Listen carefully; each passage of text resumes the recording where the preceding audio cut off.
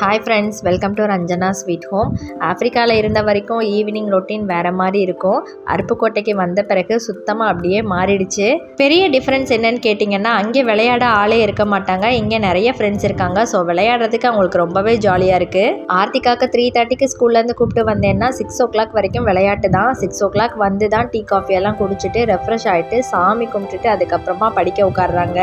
அவங்க விளையாட போகிற அந்த டைமில் தான் எனக்குமே கொஞ்சம் ரெஸ்ட் இருக்கும். ஸோ அந்த டைமில் தான் வாய்ஸ் ஓவர் கொடுக்குறது, வீடியோ எடிட் பண்ணுற வேலையெல்லாம் நானும் பார்க்குறேன். அருப்புக்கோட்டையில் வெயில் இப்போவே தாறுமாறாக அடிக்குதுங்க. லேடிஸ்க்கு எவ்வளோ ட்ரெஸ்ஸஸ் இருந்தாலும் நைட்டுக்கு இந்த நைட்டி தாங்க நமக்கு பெஸ்ட்டு.